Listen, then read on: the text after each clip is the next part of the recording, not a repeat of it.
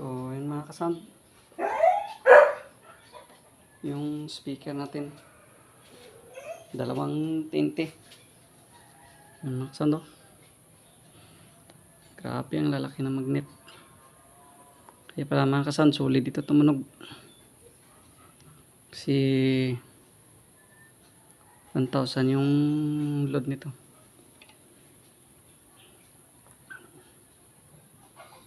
Pero mga kasound, hindi talaga ito yung totoo ng laman ng box nito.